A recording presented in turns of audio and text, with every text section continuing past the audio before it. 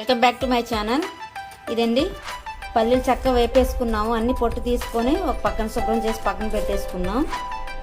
తర్వాత ఈ కప్పుతో ఇది మిల్క్ పౌడర్ అన్నమాట. ఇది కొలత. దీంతోనే 2 ఇవి తీసుకున్నాను పల్లీలు కూడా. దీంతోనే ఒక కప్పు షుగర్ కూడా తీసుకోవాలి. ఇవన్నీ మీరు కొలతల ప్రకారం చేస్తేనే బర్ఫీ నీట్గా వస్తుంది. మన హోమ్ మేడ్ నెయ్యితోనే మనం స్వీట్ తయారు చేస్తున్నామండి. నేను బయట నుంచి కొన్నాను, ఇంట్లోనే పాలతోనే మేగడ తీసి తయారు చేస్తాను. ఇది హోమ్ మేడ్ నెయ్యి అన్నమాట. ఇందాక చెప్పిన కొలతల ప్రకారం మిల్క్ పౌడర్ తీసుకున్నారు కదండి కప్పు, ఆ కప్తోనే షుగర్ తీసుకోవాలి. అట్లాగే 2 కప్స్ ఆఫ్ ఇది వేరుశనగపప్పు అన్నమాట. దీన్ని కూడా గ్రైండ్ చేసేసుకుందాం. ఇది కూడా గ్రైండ్ చేసుకునే ముందు మనం ఇంత ఇలాచి వేసేసుకొని గ్రైండ్ చేసుకుంటే మన బర్ఫీకి రెడీ అయిపోతుంది. ఇవన్నీ చక్కగా మిక్సీ పట్టేసుకున్నాము. అన్నీ చక్కగా మిక్సీ పట్టేసుకున్నా అండి. పల్లీలు అయితే నూనె వస్తూ ఉంటుంది కదా, కొంచెం బరకగా ఉంటుంది, మెత్తగా అయితే గ్రైండ్ అవ్వదు, ఎందుకంటే నూనె ఉంటుంది కదా అందులో. చూసారు ఎట్లా ఉందో. ఇవి కూడా మిక్సీ పట్టేసుకున్నా. షుగరు ప్లస్ ఇలాచీ కూడా చక్కగా మెత్తగా మిక్సీ పట్టేసుకున్నా. కొంచెం మనం మిల్క్ మేడ్ అవసరం అవుతుంది ఎంత అన్నది మీకు ముందు చూపిస్తాను వీడియోలో. నెయ్యి కూడా రెడీ చేసేసుకున్నా. కొలతల ప్రకారం చేసుకుంటే బర్ఫీ చాలా టేస్టీగా వస్తుంది. ఇంకా మనం బాండీ పెట్టేసుకున్నా. ఇంకా ఈ బర్ఫీ కోసం ఫస్ట్ పాన్ పెట్టేసి ఇప్పుడు నెయ్యి వేస్తున్నాను అనమాట. చక్కగా పూసగా ఎంత బాగుందో. అలాగే కొంచెం నెయ్యి కూడా నేను ఉంచుతున్నాను లాస్ట్ లో, ఇవి యాక్చువల్గా వేయడం కోసం అనమాట. బాండీ అయితే స్లోలోనే పెట్టాలండి, సిమ్లోనే పెట్టాలి. కొంచెం నూనె నెయ్యి వేసేసాను కదా, చూసారా. హోమ్ మేడ్ నెయ్యి అంటే ఇట్లా ఉంటుంది. కొంచెం మళ్ళీ బర్ఫీకి ప్లేట్కి రాసుకుంటా కొంచెం ఉంచాను. ఇది బాగా కాగాలి. అయిన తర్వాత మనం ముందుగా పౌడర్ చేసి పెట్టాం కదా పల్లీలు, ఆ పల్లీలంతా దీనిలో వేసేస్తున్నాను అన్నమాట. పొడి స్లోగా దీన్ని సిమ్లో పెట్టి మంచి కమ్మని వాసన వచ్చే వరకు కలుపుతూ వేయించుకోవాలి. ఫస్ట్ ఇందులో మనం చేసుకున్న పల్లి పౌడర్ ఉంది కదండి, నెయ్యిలో వేసేసి మొత్తం చక్క మెల్లంగా సిమ్లోనే చేసుకోవాలండి. మంచి వాసన కూడా వస్తుంది. కమ్మటి వాసన, కమ్మటి నెయ్యి అండి. హోమ్ మేడ్ నెయ్యితో చేస్తున్నాం కాబట్టి మంచిగా ఉంటుంది. ఇంట్లో వస్తువులే కాబట్టి మనకి ఏమీ ఇది అవ్వదన్నమాట. పిల్లలకు కూడా సమ్మర్ హాలిడేస్ కాబట్టి ఇంట్లో ఉండి ఏదో ఒకటి చేసి పెట్టుకుంటున్నాం అన్నమాట. ఇదైతే బాగా దగ్గరుండి కలుపుతూనే ఉండాలండి. మనం ఇది సిమ్లోనే పెడతా ఉండి చక్కగా కలుపుతూ ఉండాలండి. ఉండలు లేకుండా ఉండాలి. మరి నూనె ఉంటుంది కదా పల్లీల్లో, అందుకు అది కూడా జారుతుంది. నెయ్యి కూడా ఉంది కాబట్టి. కానీ ఇది చాలా బలం అండి, నడుము కానీ ఇంకా వేరే వాటికి కూడా చాలా బలమైనది అండి. పిల్లలకు పెడితే మాత్రం చాలా ఆరోగ్యంగా ఉంటారు. ఇదైతే హోమ్ మేడ్ కాబట్టి బయట తెచ్చేదానికంటే మన ఇంట్లో చేసుకుంటాం చాలా మంచిది. ఉండలు కట్టకుండా చక్కగా స్లోగా పొయ్యి చిన్న సెగ మీద చక్కగా తిప్పుతూ ఉండాలండి. అడుగంటనిస్తే మళ్ళీ ఫ్లేవర్ మారిపోద్ది. దగ్గరుండి తిప్పుకుంటూ ఉండాలి. ఈ స్వీట్ అయితే పెద్దవాళ్ళకండి చిన్నవాళ్ళకి చాలా ప్రోటీన్స్ ఉంటాయండి పీనట్స్లో. అంటే వీటిలో ఇంకా క్యాలరీస్, ప్రోటీన్స్, ఫైబర్ మరియు ఆరోగ్యకరమైన కొవ్వుల కారణంగా బరువు నిర్వహణలో సహాయపడతాయి. ఇవి కడుపు నిండిన అనుభూతిని కలిగిస్తాయి మరియు అధిక తినాలనే కోరికను తగ్గిస్తాయి. పల్లీలు లేదా వేరుశనగలను కూడా పిలుస్తారు. ఇవి ఆహారంలో అన్ని రకాలుగా ఉపయోగిస్తూ ఉంటారు. ఇందులో బోలెడు పోషకాలు ఉన్నాయి. నేరుగా తినటం కంటే వంటలో కూడా వాడుకుంటే మంచిది. మనం నిత్యం ఆహారంలో ఉపయోగించే కొన్ని ఆహార పదార్థాలు అయితే మనది పల్లీలు అని చెప్పొచ్చు. మన శరీరంలో ఉండే చెడు కొలెస్ట్రాల్తో పాటు ఇతర సమస్యలను కూడా తగ్గిస్తూ ఉంటుందన్నమాట. ఆరోగ్య నిపుణులు చెప్తున్నారు పల్లీల్లో ఫైబర్, విటమిన్, మినరల్స్ వంటి పోషకాలు పుష్కలంగా లభిస్తాయి. చూసారండి, దీనివల్ల ఎన్నో బెనిఫిట్స్ ఉన్నాయి. కానీ మన పిల్లలైతే బాగా మారం చేస్తారండి. నేనైతే పులిహోరలో తాలింపులో వేసినప్పుడు అయితే అవి తీసి పక్కన పెట్టేసి మరి ఇటు అటు చూస్తూ ఉంటారండి అవి పడేయటానికి. అందుకని ఇట్లాగా కొంతమంది ట్రై చేసి ఇట్లా పెట్టాను. మా పిల్లలకైతే ఇలాగే ట్రై చేసి పెట్టానండి. స్వీట్ ఇంక దగ్గర పడుతుంది కాబట్టి చక్కగా దగ్గరుండి చూసుకుంటూనే ఉండాలండి. ఎందుకంటే అడుగంటిందంటే మళ్ళీ వేరుగా ఉంటుంది. కానీ మనకి మిల్క్ మేడ్ కూడా అవసరం అవుతుందండి.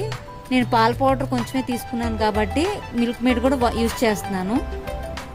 ఇంకా చక్కగా చిక్కబడిపోతుంది. చూసారా, దగ్గరుండి చూసుకుంటూ ఉంటుంది. కొద్దిగా చిక్కబడిపోతుంది. ఇంకా స్వీట్ దగ్గర అయిపోతుంది అన్నమాట. కానండి మా పిల్లలు దగ్గరుండి పక్కనే ఉండి అయ్యిందా అని 10 సార్లు అంటున్నారండి ఈ స్వీట్ కోసము. పాప ఇందులో ఏముందో వాళ్ళకి తెలియదు కాబట్టి ఏదో బురుడి చేసి తినిపిద్దామని మాయ చేస్తున్నానండి. అరగలేమో కానండి, మా పిల్లలైతే నన్ను ఒక ఆట ఆడుకుంటున్నారు. పొద్దున్న అయితే టిఫిన్ అంటున్నారు, మధ్యాహ్నం అయితే అన్నంలో ఏంటి స్పెషల్స్ అంటున్నారు, ఈవినింగ్ అయితే స్నాక్స్ ఏంటి అంటున్నారు, నైట్ అయితే అన్నం తిన్నా కూడా ఇంకేంటి అంటున్నారండి. మీ పిల్లలు కూడా ఇలాగే అంటున్నారు, సతాయిస్తున్నారు ఇంటికాడ. మనమైతే పాత రోజుల్లో అండి ఏది పెడితే తిని పడుండే వాళ్ళం అండి. ఇప్పుడున్న కాలం పిల్లల్ని మెయింటైన్ చేయాలంటే మన వల్ల అవ్వట్లేదండి. మీకు ఎలా ఉంటున్నారో తెలియదు కానీ అమ్మమ్మ వాళ్ళ ఇంటికి నాయనమ్మ వాళ్ళ ఇంటికి వెళ్ళి సరదాగా ఎంజాయ్ చేసేవాళ్ళం పాత రోజుల్లో. ఇప్పుడైతే ఇల్లు దాటి వెళ్తలేదండి, ఏసీలు కూడా అలవాటు పడిపోయిన ప్రాణాలండి. ఇప్పుడు అట్లా ఉన్నారండి పిల్లలు. నీట్గా కలిపేసుకోవాలి.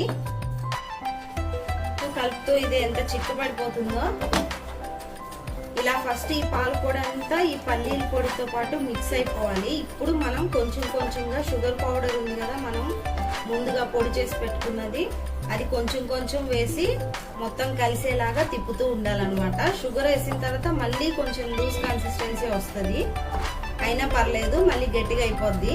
కొంచెం వేసుకోవాలి.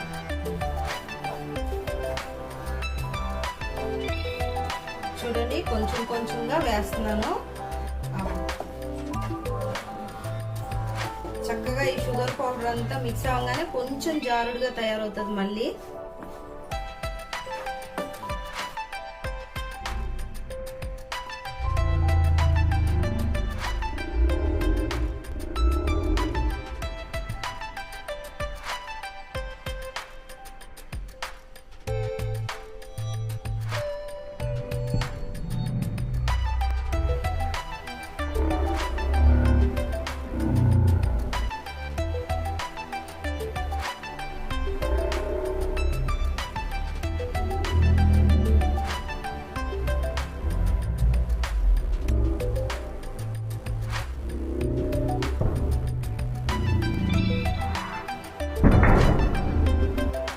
స్వీట్ టేస్ట్ వస్తుంది.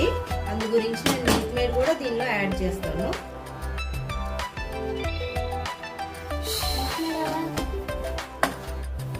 చూడండి, మనం కొంచెం ఆపినా కూడా ఇది డార్క్ బ్రౌన్ షేడ్ వచ్చేస్తుంది అనమాట అడుగున. అలా రాకుండా చక్కగా ఉంచుకోవాలి, కలుపుతూనే ఉండాలన్నమాట ఈ స్వీట్. ఇప్పుడు మిల్క్ మేడ్ వేసేస్తాను.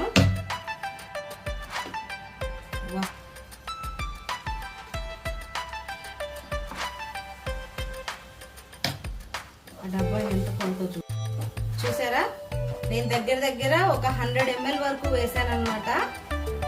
అది మనకి చిక్కదనాన్ని బట్టి చూసుకొని వేసుకోవాలి. ఇప్పుడు మనది స్వీట్ కొంచెం గట్టిగా అయింది కదా, దానికి తగ్గట్టు మనం వేసుకోవాలన్నమాట. మళ్ళీ ఇలా జారుడుగా రావాలి కన్సిస్టెన్సీ కొంచెం.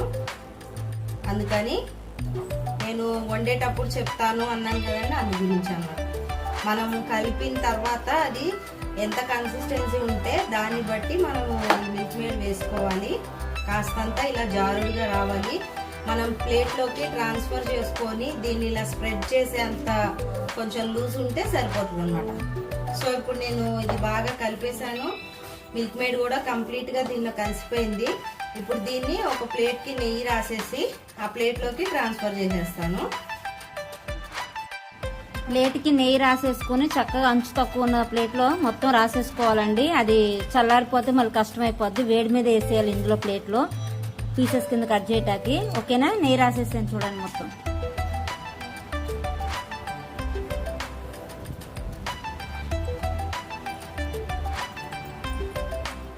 కంప్లీట్గా ప్లేట్లో వేసామండి. కారిపోతుంది, బాగా హాట్గా ఉంది, వేడిగా ఉంది. దీన్ని స్ప్రెడ్ చేసేసుకుందాం అన్నమాట. లేకుండా సాఫ్ట్గా చేసేయాలి. చక్కగా స్ప్రెడ్ అవుతుంది దీంతో ఈవెన్గా. ఈ ప్లేట్ అంచు వరకు వచ్చేలాగా ఇలా నీట్గా అనేస్తున్నాను. చూడండి, ఇప్పుడు దీన్ని కట్ చేసేద్దాం. ఇది చల్లారే లోపే మనం చక్కగా ఏ షేప్ కావాలని చేసుకోవచ్చు అండి. డైమండ్ చేసుకోవచ్చు, రెక్టాంగిల్ చేసుకోవచ్చు, ఏ షేప్ అయినా చేసుకోవచ్చు. కానీ ఆరే లోపే చేసేసుకోవాలి. అంత స్ప్రెడ్ చేసుకున్నాం కదా, చక్కగా దాన్ని మెల్లంగా కొంచెం పీసెస్ కట్ చేసేసుకొని పక్కన పెట్టేసుకొని, కొంతమంది ఫ్రిడ్జ్లో కూడా పెట్టి ఒక 5 నిమిషాలు తీసేస్తే ఇంక ఈజీగా వచ్చేస్తాయి. మనకు టైం ఉంది కాబట్టి అట్లా వదిలేస్తున్నామండి. చక్కగా అంతా పలుకు లేకుండా కొంచెం సాఫ్ట్గా ఉండేటట్టు చూడాలి. ఎందుకంటే మరి సాఫ్ట్గా లేకపోతే ఇరిగిపోతాయి పీసెస్. అందుకని మనం సాఫ్ట్గా దాంతో సలాక్తో చేసేసుకుంటే మనకి పీసెస్ చేసేటప్పుడు ఇబ్బందిగా ఉండదు, ప్లస్ కరెక్ట్ షేప్ కూడా వస్తుంది అన్నమాట.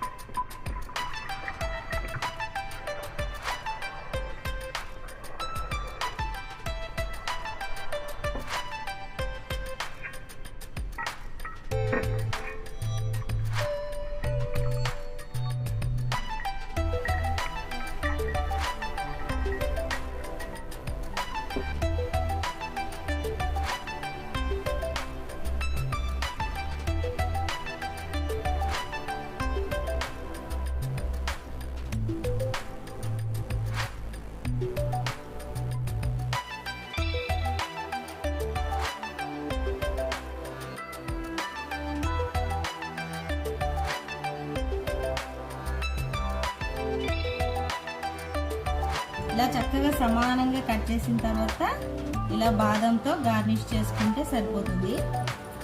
చల్లారిన తర్వాత సర్వ్ చేయడమే.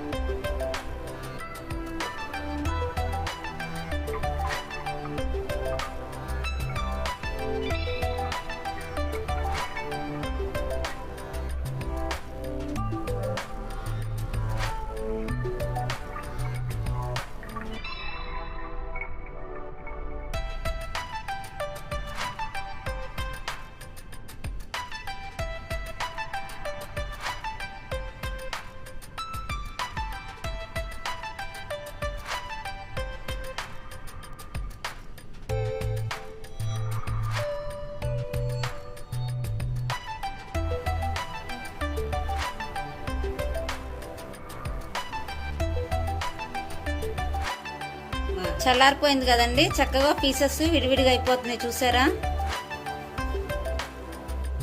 చక్కగా నీట్గా ఒక్కొక్క పీసు చక్కగా బ్రేక్ కూడా అవ్వలేదండి. చక్కగా నెయ్యి రాసాం కదా ప్లేట్కి, ఈజీగా వచ్చేస్తుంది. మీరు కూడా ఇట్లా ప్రిపేర్ చేయండి ఇంట్లో, హెల్తీగా ఉంటుంది.